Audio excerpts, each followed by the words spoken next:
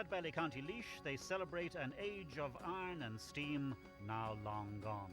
The Goliaths of steam power with their gleaming brass and blazing boilers were put on display.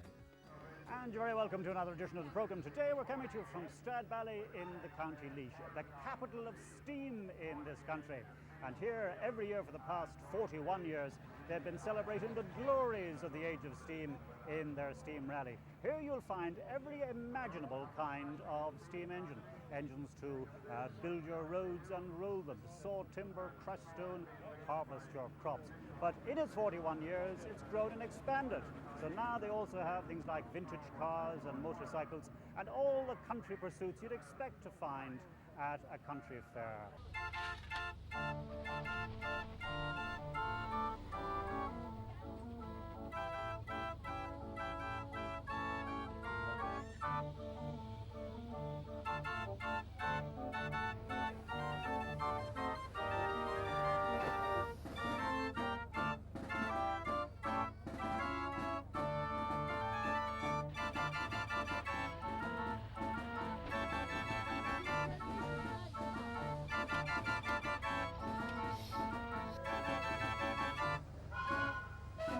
Now, they're very beautiful and elegant ladies, but they're very high maintenance ladies, and of course that could present a problem.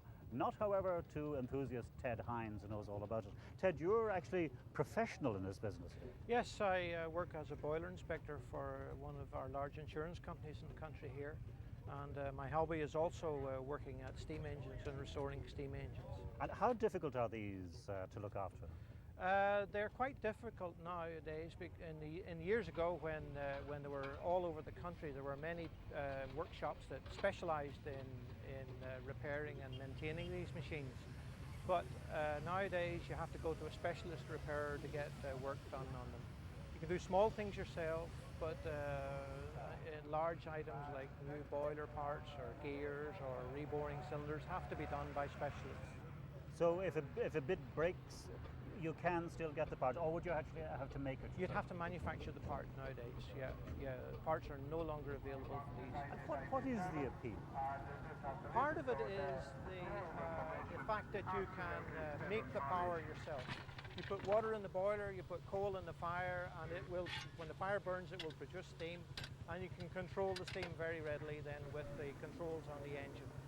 And can one go on repairing these things, or does a day finally come when you have to say that's no, you can keep repairing them. The technology is somewhat basic and simple, if a little difficult to actually get people to repair them, but they can be repaired and kept going ad infinitum.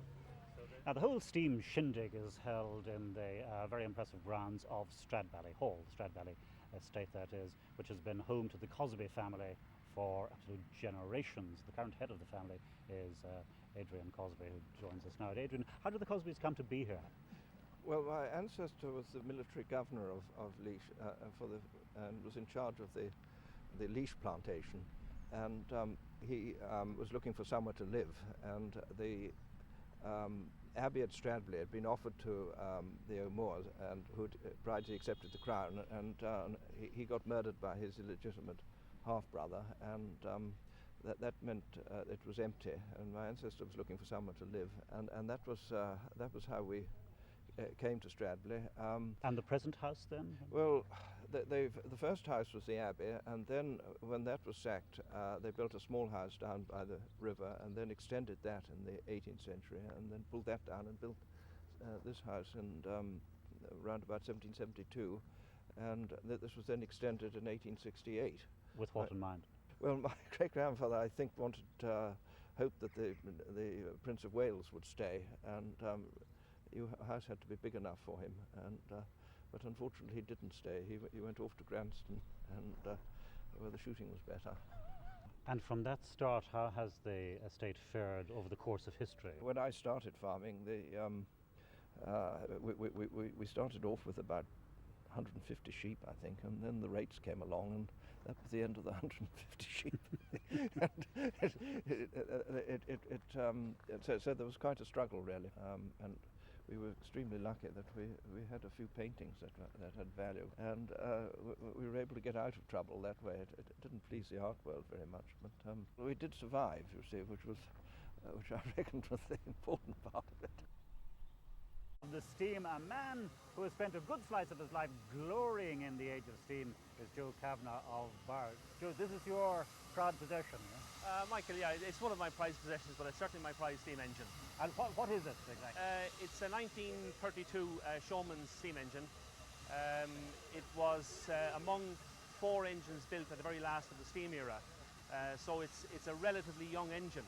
Although it's 1934, it's one of 3 remaining, and it's quite unique in that regard. Now, what was its role in life, its job? Its function, it's what's known as a Showman's steam engine, and its function was to haul fairground rides from town to town, and then when the rides were set up on site, it provided the electricity to drive the electric motors that ran the rides. All right. Again, this was an era before cinema and so on. So it would pull lots of caravans on the road? It would pull typically wagons laden with the fairground equipment, perhaps as much as 85 tons. And if you put that into perspective, a modern lorry might pull, say, 20, 25 tons. This is capable of pulling... So it's really a train on the roadway? You could call it that, a road train, and oftentimes the Showman's entourage was described as a road train, exactly. And this is very much a family sort of hobby. Everybody's involved. Absolutely. Mostly by coercion. I guess I'm the enthusiast and the rest are related. But your lady wife is polishing away there. My wife polishes away. She's a dab hand with a brasso. But you make, in every sense, a rally of it. You're all here with your caravans and you stay on site and so on. Yeah. Well, it's very, very necessary. There's good reasons for that, Michael. It is a live working piece of equipment, and unlike a modern vehicle where you can turn the key off at night time, when we shut this lady down at night time, she can still be started up, and almost sometimes by herself if the right conditions prevail. So you've got to be close to your engine. You're running at 200 pounds per square inch pressure in the boiler, so if anything untoward were to happen, the outcome could be catastrophic. And over its 40 years, the Steam Rally has been making a huge contribution to tourism in the area and indeed to the economy of Stradbally itself. Now, the man who runs the rally committee, an august and venerable body, is Dick Dunn. Dick, how did it all start out? Well, it began in 1965 in that Stradbally is a very high density of tillage area, and a lot of farmers would have had steam engines for thrashing, etc. But with the combine and the tractor coming into being, the steam engine became extinct almost, and they were lying in haggards and ditches, etc., rusting away and being bought up by Hammond Lane in Dublin, the foundry in Dublin. Being broken up? Yeah. So a few enthusiasts back in 1965 decided they would steam up their engine, and about 5 engines were steamed up on the 27th of December, and they were amazed at the amount of people that stopped to look at them, etc. And so much so that the following August 1965, the first real steam rally was held, and I think Stradbally was eaten out and drank out in about 24 hours. There was about 20,000 people arrived to the rally, and from that time it has grown and grown from strength to strength. So big business success. Big business success, yeah. And there's a serious purpose behind it all, preservation of these machines. Well, the preservation of things past, and to educate the people of the future in the way agricultural machinery worked in the past. And the Irish Steam Preservation Society has a kind of 3 strands to its bow based here in Stradbally. We have the big one, which is this weekend, is the Steam Rally itself, and then there is a narrow gauge railway which runs every bank holiday weekend, including this weekend as well. And our 3rd string to our bow is our Steam Museum, which we have just revamped to the tune of about 200,000 and ready to open hopefully in about a month to 6 weeks. And the fellows don't have it all their own way here at the rally. There are lady pilots as well, so to speak, and they vie amongst themselves for the title Queen of Steam. And the reigning champion as the rally started out this year was young Laura Jose from Carlow. Laura, how did you get into this at all? I started at a young age because my dad was involved with the steam engines a lot over the years. He has a Burrell trash and steam engine 1912, and then he went and got a Ford and steam wagon 1930 as well, and he's a few vintage tractors. So One associates it more with older people. What was the attraction for you? just coming and getting a spin on the engines and meeting everyone. Now, when you get into competition, what's the object? What do you have to do? There's a lad on 2 engines, and you just have to, a girl on each engine, and you have to drive in and out of the barrels, and if you knock the barrel, you're disqualified. But you have to try and get back up to the top quick without knocking a barrel to get through. Maybe give us a demo of your skills, would you?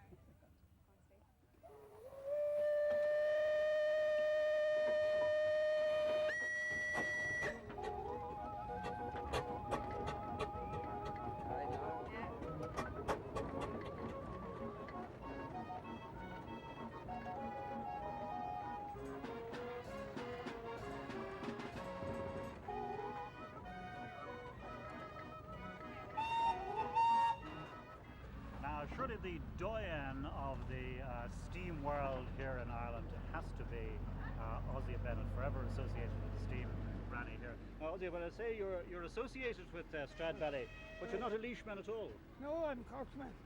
They call me the King of Steam. Exactly. And how did you get into this business then?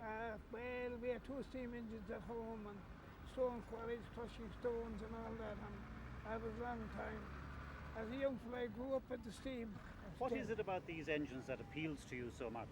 Well, the smell of the smoke and the bit there's something in them that you don't get from anything else. You know, you like to be black, the hand is black, and you like to be part of the engine itself. Do you understand me? I don't know. There's something about it. There's something about it to bring a crowd anywhere. Anyway, you'll have a steam rally thing, and I have an awful lot done for charity with steam rallies. And you're committed to saving these engines for future Oh, generations? definitely future thing. Always save it. Do anything you can do for it. It means I had a man walk into the yard and he offered me 1 million for that engine. Good thought, $1 million? 1 million of money. He said that I want an engine better than my brother-in-law had. And he said, I'm after going through all the books, he said, in England. And he said, that is the only engine, he says. That engine made a great film, The Age of Steam. And she's a 6 horsepower Burrell, he says. And I will give you at 1 million if you sell the engine. And you weren't tempted? No. My wife said no. Betty said no. She said, no, that engine will stay there. And that engine will always be there. Ozzy Bennett's name will always be there. My wife died 3 years ago. And I got put up on a headstone, a steam engine, put into the headstone. You know what I mean? It is in our blood. The sons are at it there, both of them there. And now that we have the grandson at it again. And wasn't at it. And the car is with steam in their role on the farm, especially at harvest time. And working behind me here is a thrashing mill owned by Bill Deegan.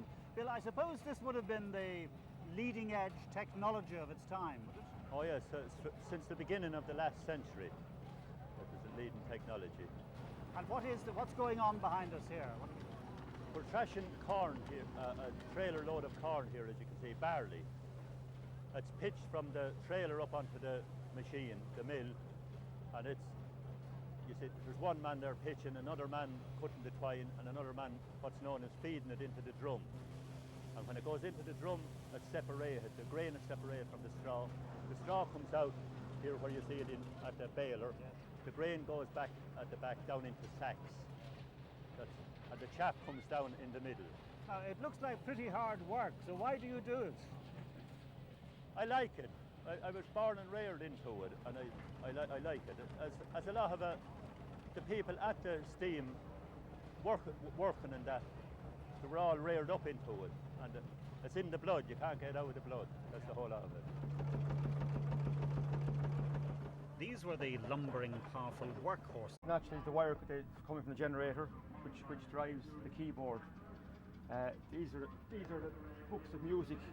And they do indeed look like great big volumes. They are, yeah, and these, the keys, this is all your different keys, or 80 keys. and little springs come up. This goes through your keyboard, which is like a miniature computer, and it opens and closes all the air lines, which you have bellows in there. It's pumping air all the time.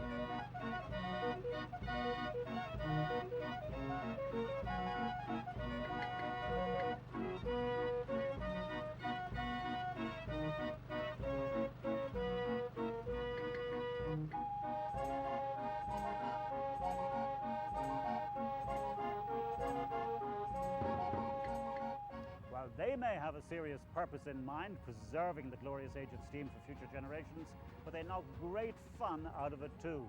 And we've enjoyed being here at the rally as well. That ends the programme for this evening. Do join us again on Sunday next, 6:30. Until then, from the capital of steam, Stradbally, from all of us in the Nationwide team, a very good evening to you.